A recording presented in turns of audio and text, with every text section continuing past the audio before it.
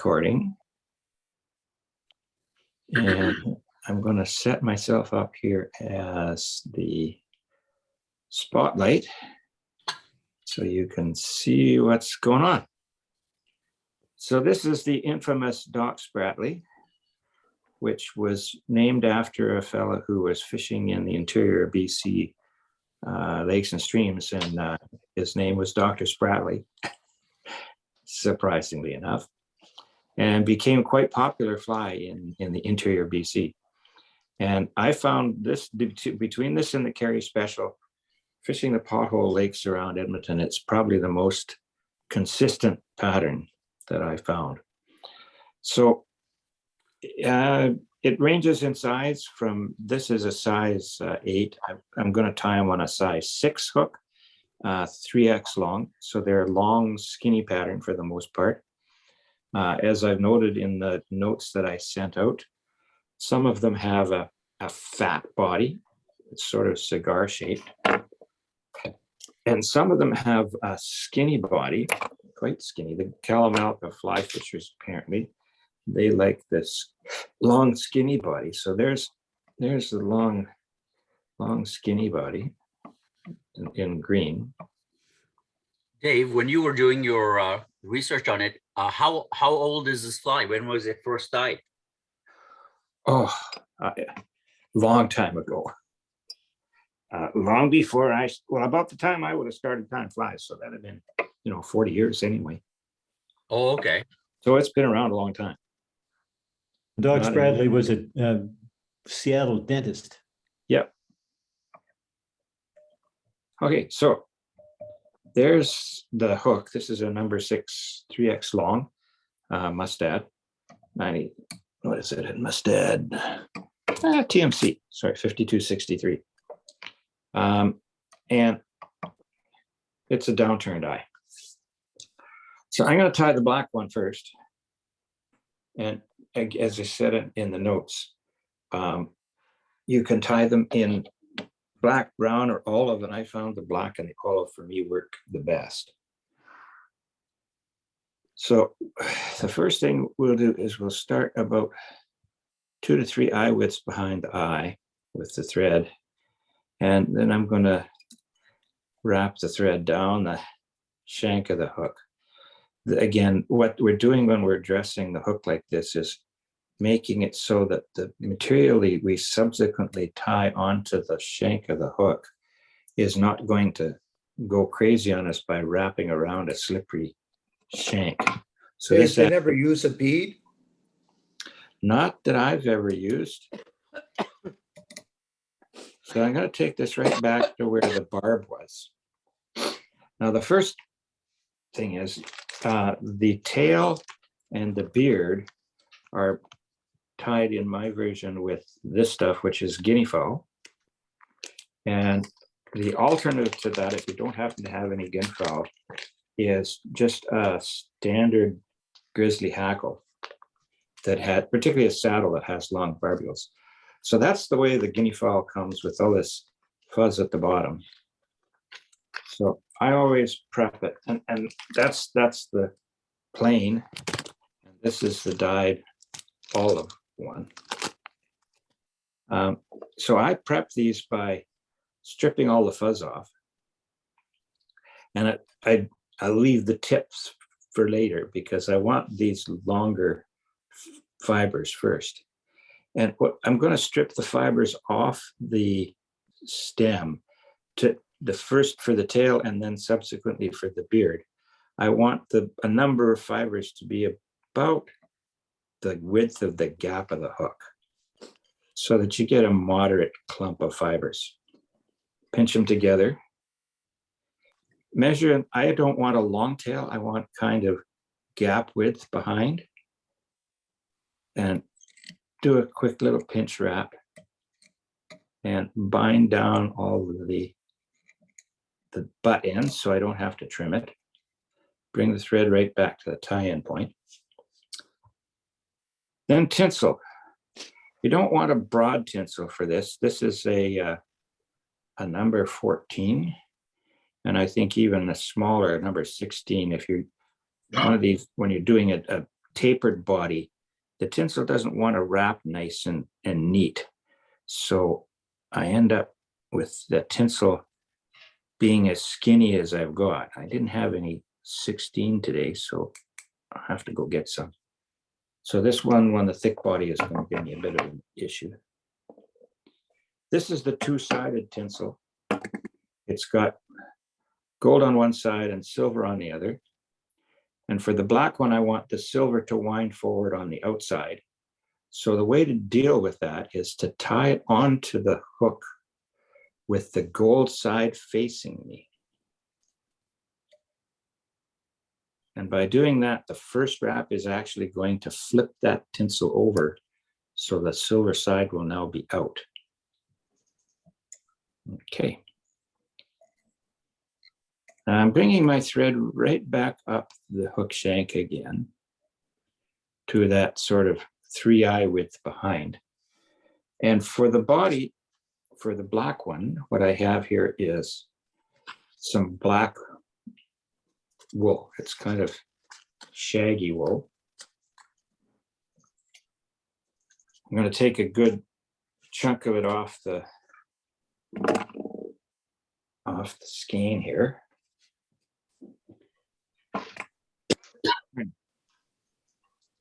And again, to add a little bulk to the body, I'm going to start it right behind the eye here. Tie down the end. And then wrap over top of it, keeping that right on top of the hook. All the way down the shank. Because this builds up a little bulk. So the fly is not too skinny. Right down to where the tail was tied in. And bring my thread back up. And at this point, being a rotary vise, I'm going to tie a couple of half hitches. Bring the bobbin rest up. Straighten up the thread, let the bobbin hang over. Now the wrapping gets easy because I'm going to use the rotary feature of the vise. So I just wrap in touching turns, and you'll see that this particular wool is going to flatten out a bit as I wrap it. And I'll probably try and give it a little bit of a twist every once in a while to make sure it stays flat. I don't want it to be, and it takes a bit of a clockwise twist with this stuff to keep that wool flat. Don't want it to bead up in one long silly strand. Get up to where I tied it in, and then I'm going to go back again. You can see it's still staying kind of flat. Not going to go quite to the tail where I started it, and then wrap forward again. Again, watching every once in a while, I need to give a little counter or clockwise twist to keep it flat. Going to stop shy of where it ended before. Go back again. Stop shy where I stopped last time. Then forward all the way up to where I started. So now you see I have a bit of a cigar shape to that body. It's a little fatter in the middle than it is at the front. Tie it off and trim. Again, I'm trying to leave a good 3-eye widths between the end of the eye of the hook and where my thread is hanging here now. Once again, my quick half hitch makes it a little easier to wrap this tinsel. Make the first wrap by hand, first 2 wraps actually by hand. And then I hold it steady at a constant angle and wrap forward. And if I keep the angle relatively constant, it will try to, because the body's tapered, it'll try to creep up and not go nice and even. So you got to kind of play with it in order to get it to have a nice even spiral of the ribbing. when you have a skinny bodied one, it's easier to make the wraps even, the ribs even, because the tinsel doesn't want to tend to walk away from you up and down the thickness of the body. Maybe that's why the guys at Kalamalka fly fishers like to tie them with a narrow skinny body, because it makes the tinsel wrapping easier. Once I've got that tied off, I turn the hook upside down, find the guinea fowl again, and pinch off again, maybe a gap and a half of material off the stem. And I measure this so that the ends of the beard are just shy of the point. And I'll do a couple of wraps to cinch it down. And then I'm pull up the beard and wrap one wrap behind.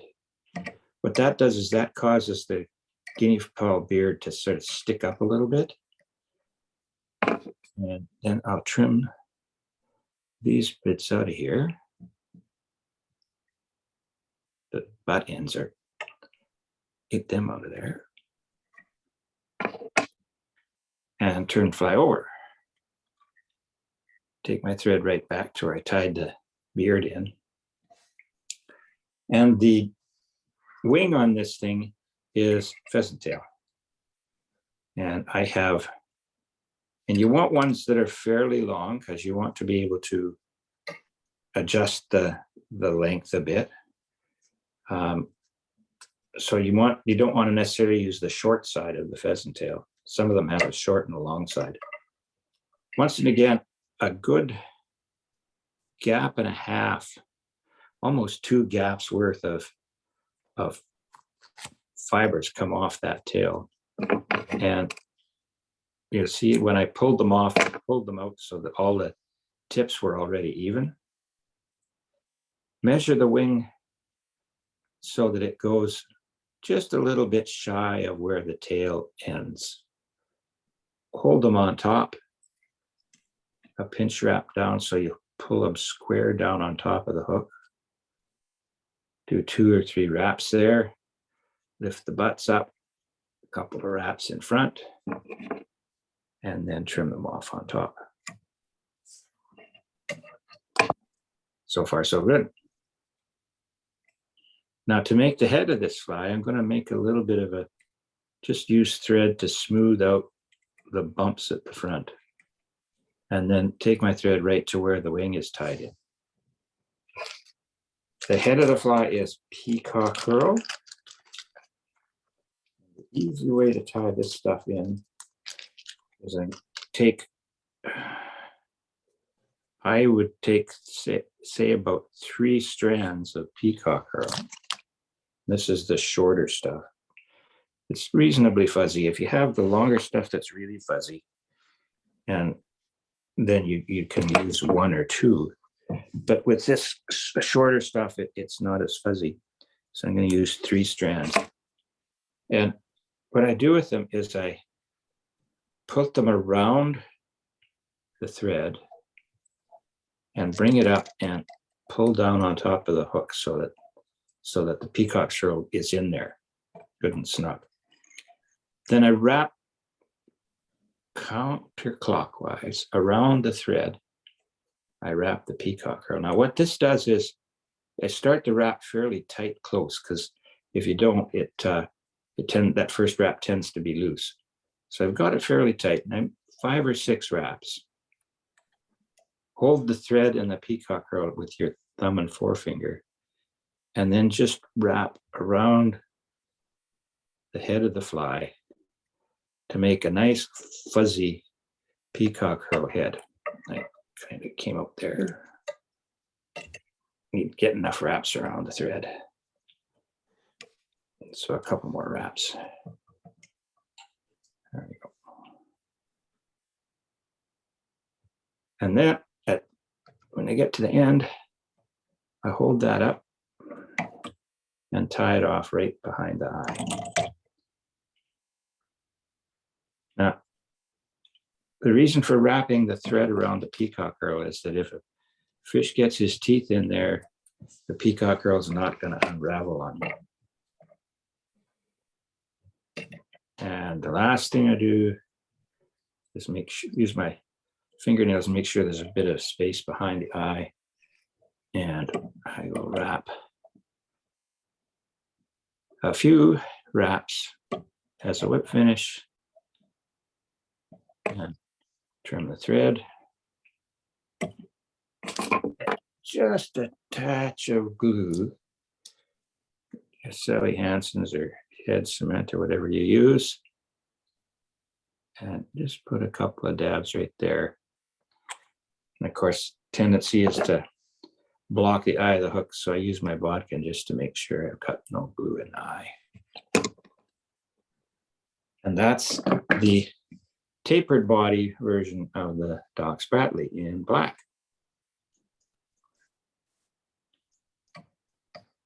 So now we'll do the non-tapered version in green.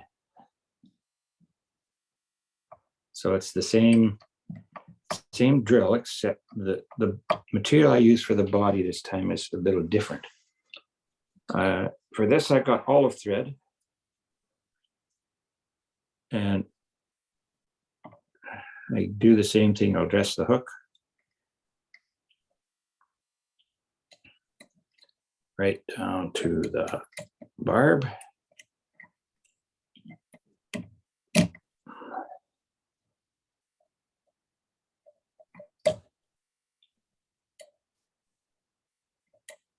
And that's just, again, to keep material when it's wrapped on the hook from going haywire.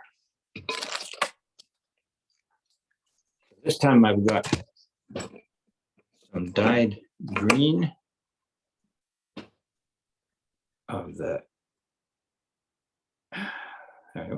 pull again, same size of off, and again measure just gap length behind the hook. Tie it in, won't have to trim. Thread back to the beginning again. I'll tie in. Now this time, because I want the gold side out, I'm going to tie it in so that the silver is facing me on the near side of the hook. Tie it down, wrap right back to the tail tie-in point, and bring my thread up. Now the wool that I have for the body this time is actually embroidery thread. It's wool embroidery thread. And you can get that in every color of the rainbow if you go to a needlework store. Start at the front again, just tie it on, wrap over it all the way back.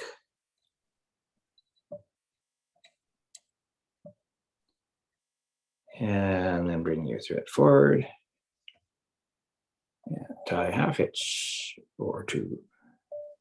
What the purpose of the half hitch or two on these rotary vices is to keep the thread from winding around the eye when you're winding the whole thing up and getting a knot of thread at the front of the hook. So all I do with this is a really skinny body is I'm going to start the thread at the back and I'm going to wind it touching turns all the way forward. Now, if that's too skinny for you, you could probably make another wrap of thread back into the front. But this time I'm just going to do a single wrap of embroidery thread forward. And for this, it probably would benefit from being a skinnier tinsel. Just tie it up. And again, to make sure these are nice and even, I'll do a half hitch. I have a tendency when I do these to leave the thread on the bobbin too long, and then it becomes a problem trying to get even wraps when you get them all on there. So I'm going to grab it with my hackle pliers and with that first wrap, and then hold them at a reasonable angle. And you'll see now this is the gold rib that's facing out. That work, because it's a skinny body, not a cigar-shaped body, those wraps go on really easy, nice and even spacing. It's quite a bit trickier if you use the fatter body to get an even wrap of tinsel. Upside down, about 3 eye widths behind. My guinea fowl again, take a good chunk off the stem, just pull it off. Measure again, just to the point. That's what happens when you get your thread too long.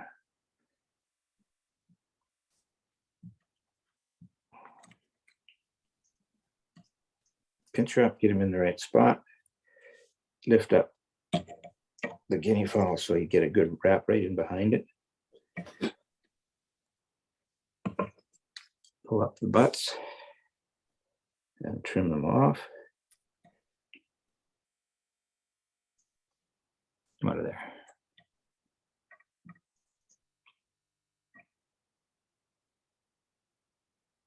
Having a fine pointed scissors really helps with this.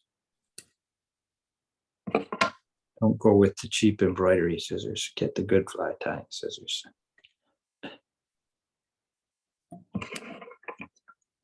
Sometimes they're stragglers. There. All right, so now over the top. And I actually have a, believe it or not, a dyed green pheasant tail. So pick off a few strands of that guy, pull them off with the ends all nicely evened up. Measure back to the just shy of where the tail is. Wrap them down. Wrap in front. Now trim the butts. A little bit of an angle.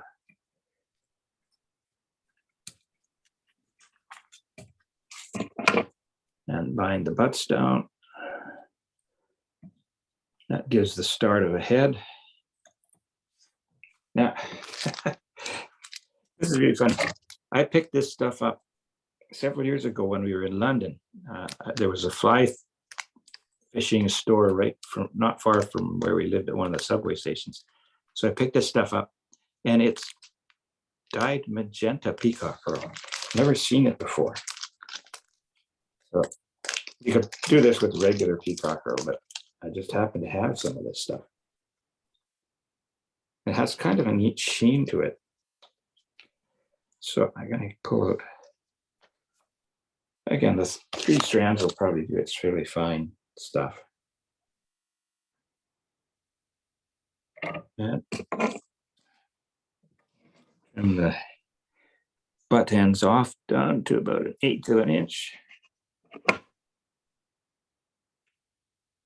Tie it in. And the same thing. This time I'll get more wraps here.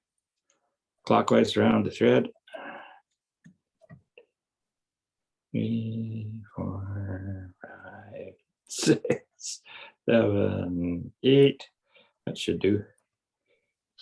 Hold them where the thread and the peacock curl are meshed together there. And then wrap.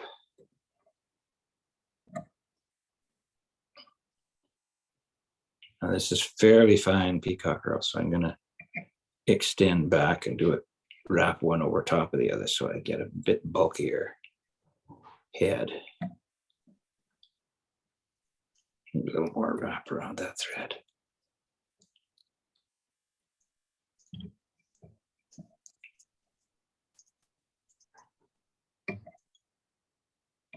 And tie them off.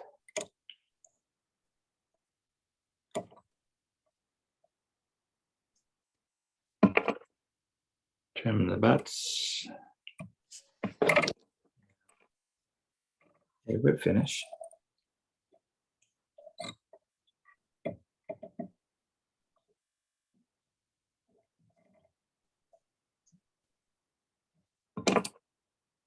Trim the thread. And then a little bit of glue. And we are done.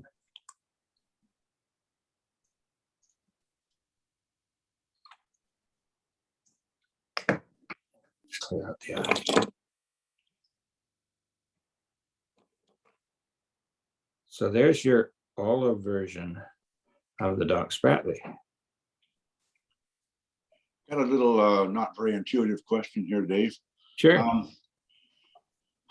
You deliberately chose regular yarn, cotton or whatever, Yeah. wool. What about Antron? Is there any difference at all, or is it just what you have? The original pattern was like a wool, an actual sheep's type wool. And I think Antron won't absorb water. It'll tend to shed the water. And I think what happens is that if it's Antron, it probably retains its color better. But if it's wool, it will go just a slight hair darker. Certainly the original pattern was done with wool. So that was But what I did. Another problem with the synthetics is that the tinsel tends to slide a bit more on synthetics. Yeah. And the stuff that Dave's using, any sort of fuzzy material, I mean, you can dub a body if you want, right? Yep. Anything that's fuzzier is going to give that tinsel a better grip. Yeah. That's part of it. And then if you have problems with the tinsel sliding, another trick you can do is you just go one size down in the tinsel. In the tinsel. Yeah. Because the wider the tinsel, the harder it is to get nice even wraps on there. Yeah. Particularly if the body is tapered. If it's, if it's that cigar shaped body, which is the version that I tie most frequently is, and use most frequently in the past is, it's a tapered body, a cigar shaped body. And it is tougher. You have to, like you say, find the tinsel that I got here is number 14. You can get a 16 that's even skinnier, that probably wraps a little better.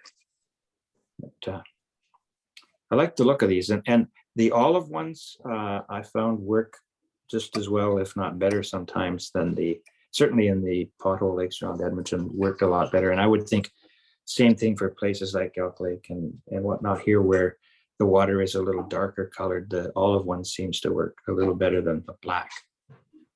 Yeah, two of the things I like about the Doc Spratley is, one, it's genuinely a go-to fly, and Yeah. secondly, you can tie it in 2 colors or even more.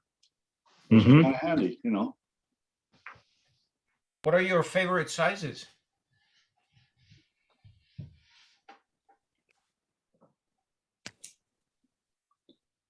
What are the sizes you guys like most for this fly? I kind of like an 8 or a 10. Yeah. Yeah, that was on a 6, which we used 6s and 8s mostly, but you can tie them down to a 14 if you want.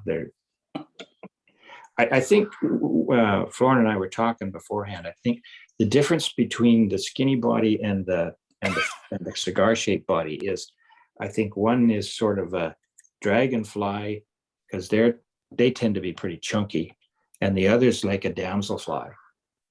So if they're damselfly limbs, they're a lot skinnier, longer and skinnier. So what you might do is tie them both up in skinny and fat bodies, and depending on what is hatching or what you see flying around, you might want to use the damselfly version versus the dragonfly version. And the damselflies will tend to be shorter and smaller hook size. So that's generally it. So now I can give it to Mohamed, who is going to do for us a couple of chironomids. Okay, and I have to go, so thanks very much. All right. And carry on the good work. Yeah. I have a cold I woke up with this morning, so I may or may not be at the Tuesday meeting, just so you know. Okay. Anyway, have a good meeting, Yep. and a good weekend, you guys. Same to you.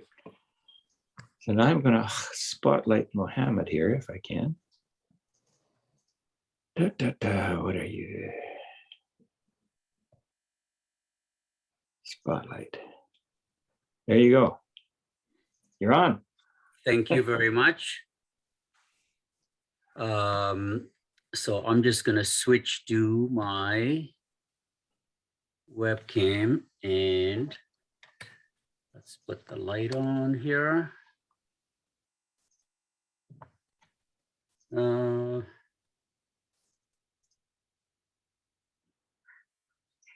Okay, let's see. Mine, from my viewpoint, this is looking quite fuzzy. I'm not sure. It's a little dark too. You're going to get some Oh. light. Okay, There we go. okay. Yeah, that still looks very fuzzy. Probably needs a little focus. Yeah, I'm going to see whether I can get this to going the wrong way.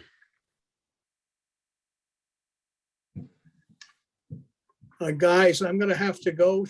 Thank you very much for this morning. Okay, take care, Bill.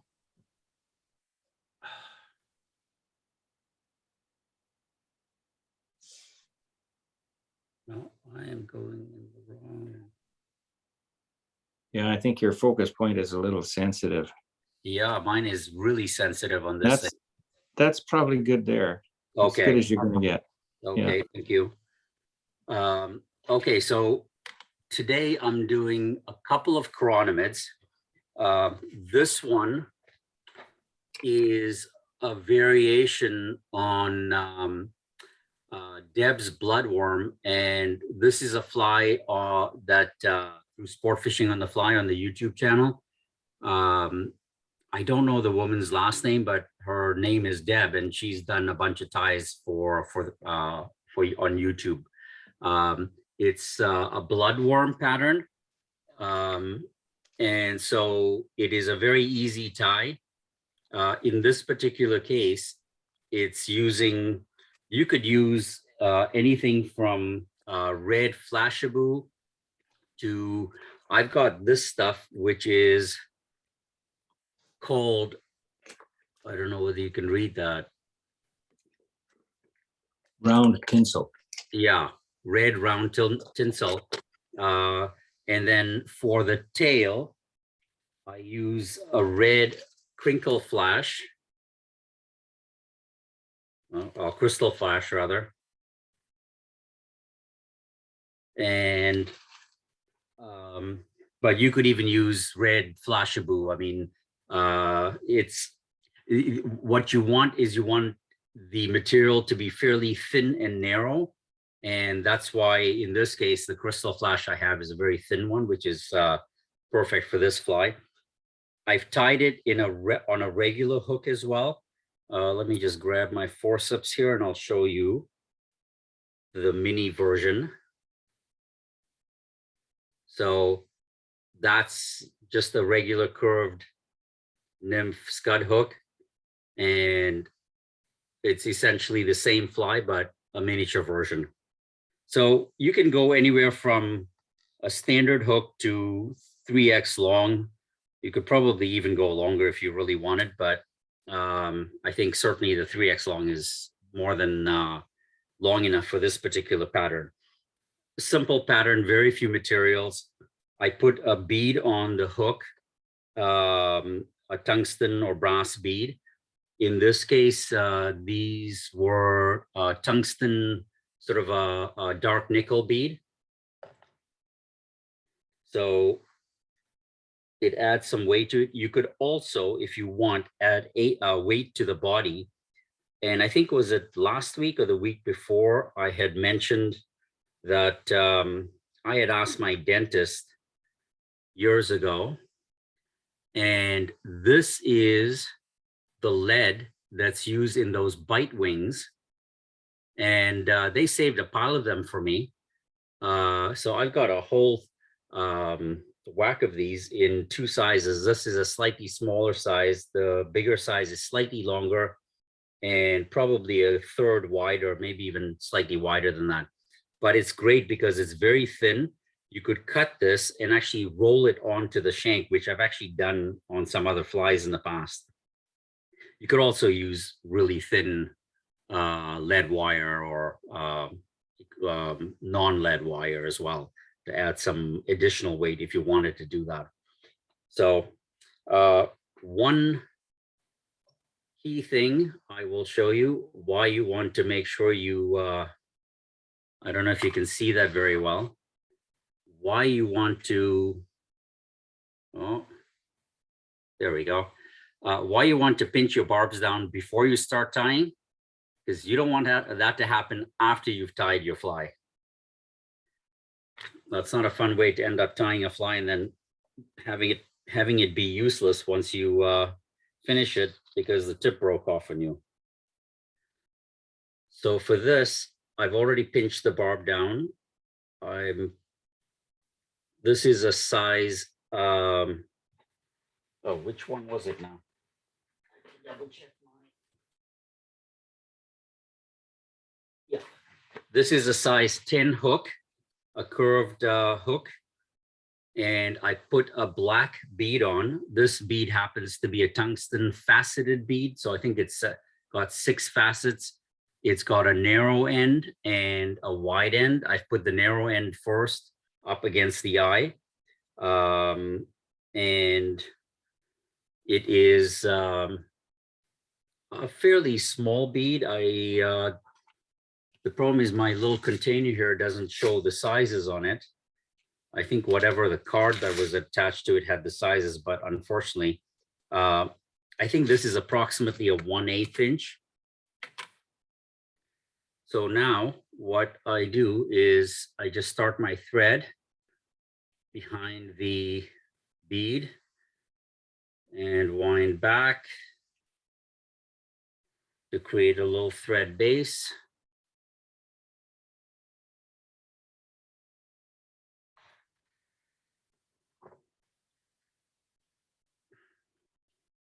Now you could also go with a heavier hook. This is a fairly light hook. You could go with a heavier hook, which also would give you more weight since you're going to be fishing this down deep. You could always go with a thicker sized hook. So now I will take my crystal flash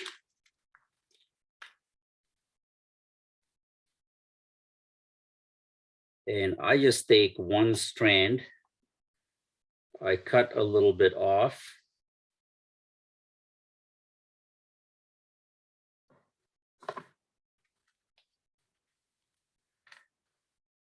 I double it over the thread. And some of this stuff can be a little tricky because it's thin and you're working with tiny materials. It can be a lot of fun trying to get hold of this stuff and work with it sometimes. So I just double it over and then tie it on. And you don't have to be particularly picky, but if you really like your flies to be really fancy looking and perfect, you try and get the crystal flash on either side of the hook so that the 2 tiny tails protrude sideways slightly. But to be honest, I don't think the fish has a lot of time to figure out whether it's perfect or not. If you find fish are being really finicky, you're gonna have to do a survey and ask them like what it is that they don't like about it. But I don't think they may not be very cooperative in answering.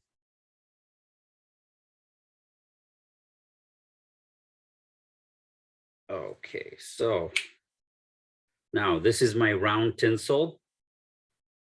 And I will tie this in.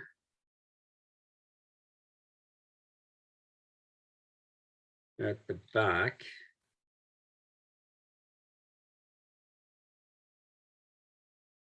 And then I just wind my thread forward, back up behind the bead, and let it sit there and wait. And in this case, I've actually tied the tinsel a little forward of where I probably would want it. So I'll start my wrap closer to the back. And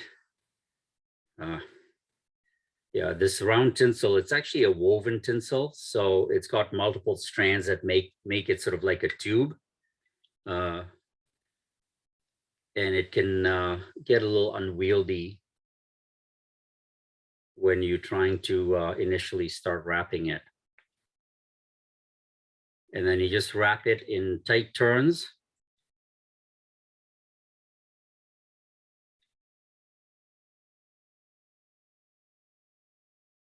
Bringing it forward until you get up to the bead. Yeah, if you take any tension off, this stuff loves to sort of spring around on you. So it's a little, it can be a little awkward. But if you're using Flashabou instead of using this stuff, it's actually easier to probably wind. You could use a couple of like 2 to 4 strands of Flashabou to give a little more bulk, and you just tie the whole clump forward.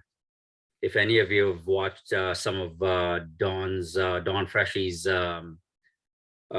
ties that he does for his gunmetal Chironomid and some of the other patterns that use the Flashabou, he uses multiple strands and then just holds them together and winds them forward. So you don't have to be particularly tidy and neat about doing those, because it's easy enough to actually just wrap it in bulk and move it forward, and it does a pretty good job actually. Yeah, Then the alternative to that is if you want to do like very neat, it's Yeah. like flat tinsel. You actually start behind the bead, wrap to the tail, and then wrap back over. yes, that's right. Yeah. And that gives you neat, and then because that gives you a skinny body, then you can use wire for a rib on top of that. That would give Yes.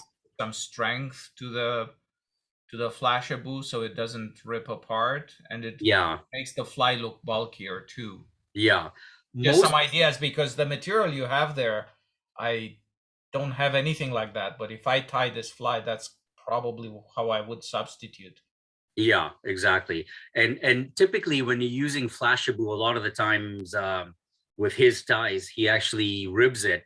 So that that helps to obviously strengthen the fly by ribbing over it, and it gives it a little more texture. This, because of the nature of the round tinsel, it gives it actually quite a bit of sort of body to the material.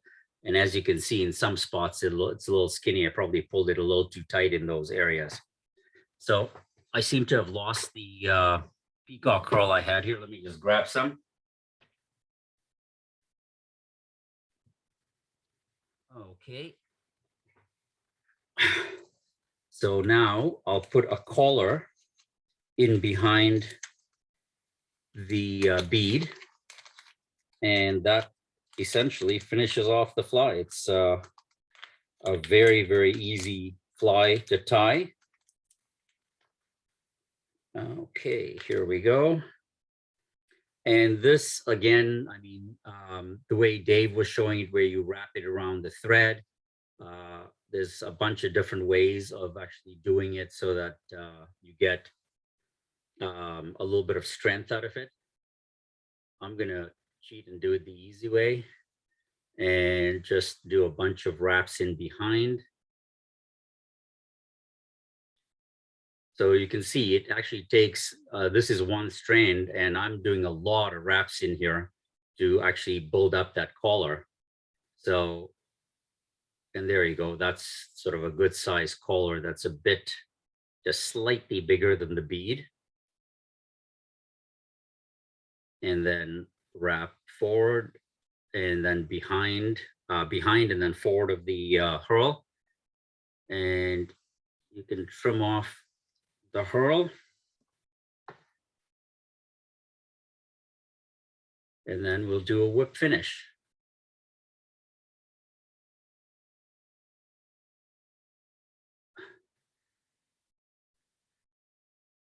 And that's it. That's the Bloodworm Chironomid.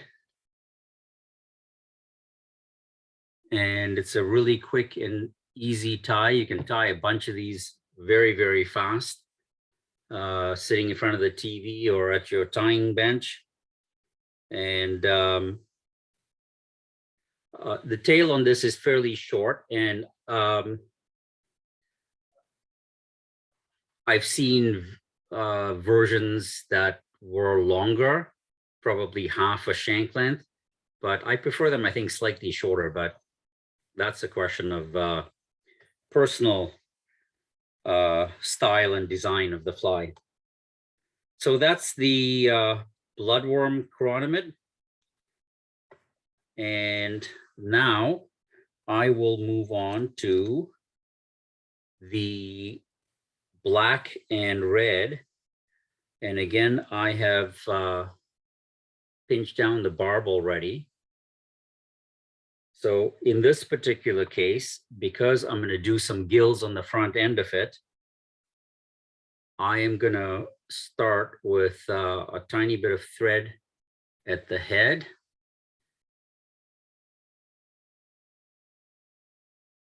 And just wrap that back a little bit.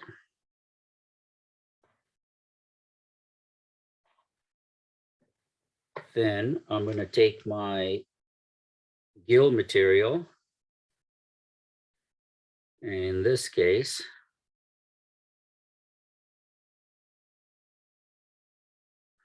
okay, I'm doing this the difficult way. Let's do it this way.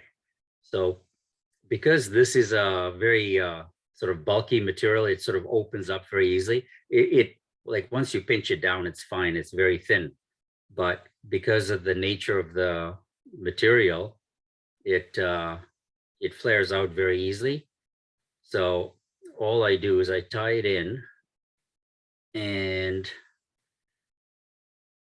come right up to the eye.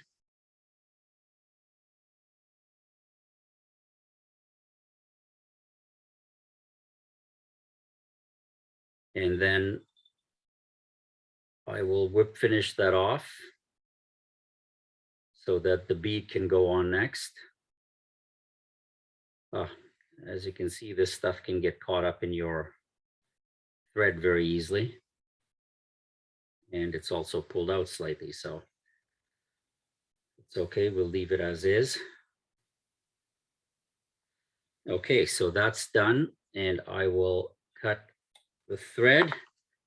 And now I will take the hook off and I will slide my bead on. And in this particular case, I am putting the bead on with the wide side facing towards the eye.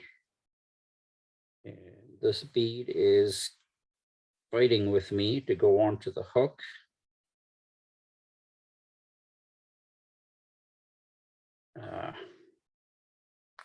There we go. So there we go. So now we've got the bead on, and I am going to trim off the material. And there we go. So it's a very short gill that's just maybe at most an eye and a half long. And that just represents the gills of the fly, of the Chironomid. So now I will put my thread back on.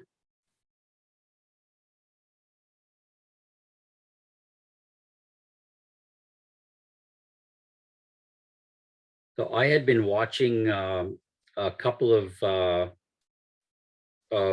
sport fishing on the fly videos on YouTube, and this was an episode with Brian Chan, and they went through sort of the top 5 chironomids. And the top 5, I left my pad downstairs. The top 5 was a black and red, a black and silver, a red and green, and when I should say green and red, because green was the body wrap and the red was the rib. The black and red is a black body with a red rib. Black and silver is a black body with a silver rib. A silver body with a black rib. And the 5th one, I can't remember off the top of my head.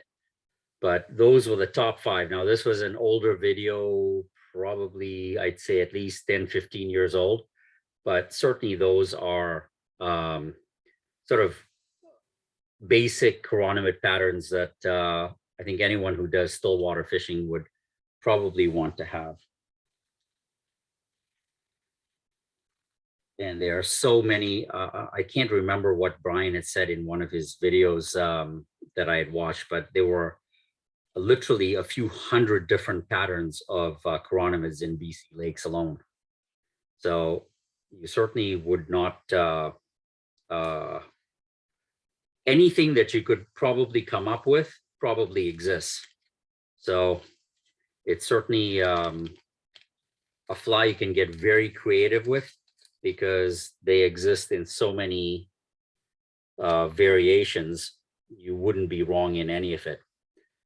So this time round, I'm going to take about 4 strands, and this is a, let me just see what, oh, this I got in Toronto many, many moons ago at a place called Skinner's. I'm not even sure if they exist anymore.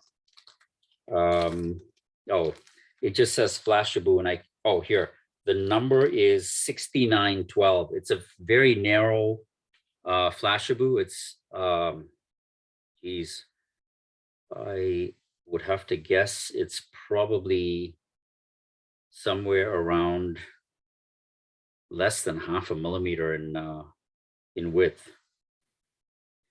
So this stuff is also great because it drives you crazy with the static and that if you've got it in plastic. So now I'm just going to tie on the 4 strands of Flashaboo.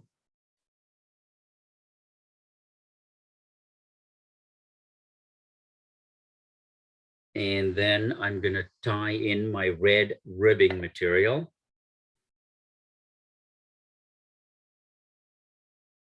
Actually, I probably should have done my rib first, but it's not going to matter too much.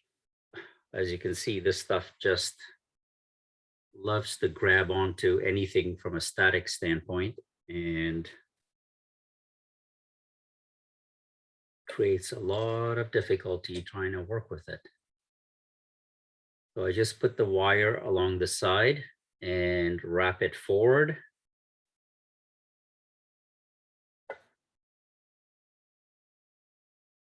You can even tuck the wire inside the bead if you can fit it in or up against the bead, and just run it all the way back.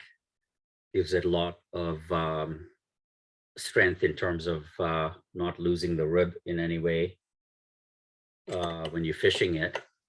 So now you just take the 4 strands and you start wrapping. And sometimes they get separated a little bit, and all you do is you just twist it together or go back and forth slightly. This gives you a fairly skinny body. And if you want to actually add more weight to this fly, the way you can do that is you can put in a very thin lead or other type of wire for weighting on the body. Because it's so thin, it's not going to give you too much bulk when you put the flashabou on. So it's another way to add extra weight. You could also go with a bigger bead. I remember seeing a fly being tied on YouTube, and I can't remember who it was, but it was actually, he tied it in with 4 different size beads. So he tied this exact same fly with 4 different size beads, and it was quite a contrast. And exact same size hook. Everything else was identical with the exception of the bead. And it was actually interesting because it can look out of proportion to some extent, but it wasn't, it certainly gives you very options as far as tying a fly where you are going to be able to get it down deep really fast. So you could go with a bigger version, a bigger bead to give you a faster sink rate. Now, if you're fishing this on a bobber, that probably is not going to matter much, right? Because you're going to sit there anyway with a fly, and in a way, less weight is probably to your advantage then, because any little move of the bobber is going to move the fly rather effectively instead of having it more of an anchor. Exactly. So Yeah, unless what- for stream fishing, I can see that you want to have more weight, but then you tie smaller flies so you can Yes. oversize your bead on those. Exactly. Yeah. Yeah. One of the advantages of having some weight on the fly, whether it be the bead or the body, is that if you're fishing them under a strike indicator in still water, it tends to take some of the slack out of the drop between the indicator and the fly. Yes, exactly. And having that slack in there is one of the things that makes it hard to detect the strikes.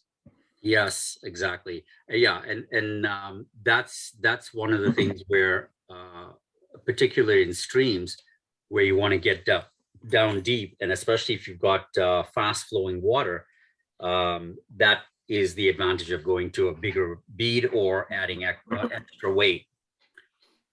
So now I've tied in the wire and cut it off, and I'm just going to make a little bit of a collar, but just with thread, nothing else, and taper it from the bead back so that it fills in that little gap in there with a taper.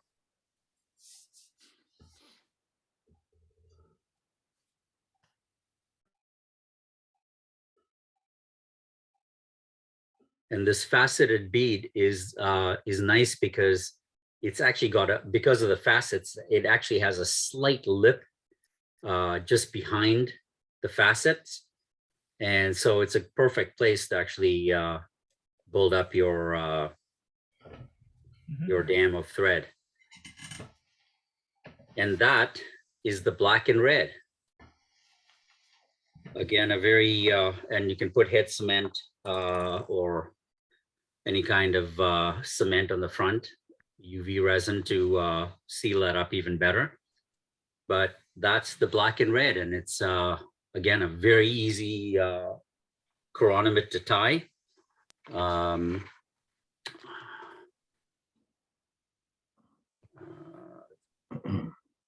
Maybe a little bit easier to see. But yeah, again, a great chironomid for still water fishing, and again, a fantastically easy tie. So for anyone really getting into fly tying, it's a great way to get started with tying some of these chironomids that are typically the easier types of flies to tie.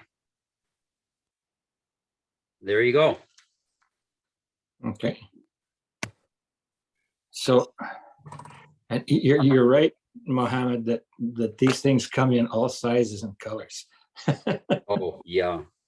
This one I've got here is a green flashaboo kind of thing underneath and with green rib, but you'll notice there's a little bit of a red marker at the bottom here. Okay. And the same thing, this is the infamous Christmas Chironomid, which has Oh, about yeah. a third of the body is red and the rest is green with a red wire, copper wire rib. Yeah. There's the chromie. And once again, I've tied a little bit of red on the bottom there. Yeah. And then the last one is this guy here, which is black with a red rib. Yep. That's right. So though, you can be as creative as you want. Yeah, and you're almost never going to go wrong against what exists out there in nature. I don't think you could tie enough patterns to match all that exists out there. So, but those again, and this again is the same 3XL hook that I tied it on, the curved shank. You could tie these smaller again to a regular size hook instead of a 3XL, and anywhere in between. Certainly, if you're trying to imitate the chironomids that are coming up, if you do a throat sample from trout that you catch, and you find that they're small, you can have the same fly in the regular shank version as opposed to the longer shank, and that gives you the smaller presentation. So tremendous options. It's just a question of using your imagination and being prepared with potential sort of matching the hatch, if you want to call it that, for tying a chironomid that matches what you see out there. Actually, using the shorter shank scud hook is another way to increase the weight, because Yes. to get the same size fly, you're gonna have to go up in hook size. Yes. So if you go with one of those heavy wire scud hooks, that's a lot of weight. Yep. By the time you add a bead onto that gets seriously heavy. Yes, absolutely. Yeah, the body length to the mass, definitely a short hook will, relative to the weight size, especially if you're going with a regular strength of hook. These 3XLs that I've got are fairly light hooks, and certainly going with a regular curve shank or a heavy hook will definitely give you more weight. Yeah, and the dental floss also works. Like I think I did that bow tie buzzer with dental floss, and I found that's a material that's fairly easy to work with. Yep, exactly. That, I mean, the fuzzy floss, the whatever it's called, this Oral-B super floss. okay, yeah. Yeah, I mean, I've got a bunch of different flosses, and you can tie these in with floss as a body material. I mean, when you get into the smaller chironomids, some of them are just thread, literally, and ribbing. So you only literally using 2 or 4 materials at most: a bead, the body material, the ribbing, and maybe gills. So you literally can get even simpler than this. Yeah, well, that's what I do with the stream ones when I tie size 18 and 20. Yeah, For the absolutely. chironomids, I put a bead on, I put just thread, and then a fine silver wire rib. Yep, exactly. Or copper. These are the two, and it's very similar to what you just did here, except for no gills. So Yeah. basically black thread with either copper or silver wire. Yeah. And then maybe a touch of dubbing right behind the bead, maybe. Yeah, Just exactly. a very, very light touch. Yeah, I mean, I don't know whether you can see this, but this and this one doesn't have a label on it anymore. I've had this a long time, but this is, and you probably can't even see it. It's so thin and small. You could use this as ribbing on a size 18 to 20 hook, and it is so thin and small, you can barely see it when it's here. And I don't know whether I can even. Well, we could see it because the light was reflecting of it. Oh, okay. That's wire, right? Yeah, this is a very thin wire. You can see it here a little bit more easily with the black background, but it is incredibly thin stuff. So, and you know what, with this wire, if you wanted a little more buff, you could always double it or even triple it to give you a little more thickness and a little more flash, because once you double it, you can actually twist it. So it gives you sort of many facets as you, because it's twisted. And then when you wrap it around, it'll give you a little more sparkle. Mm-hmm.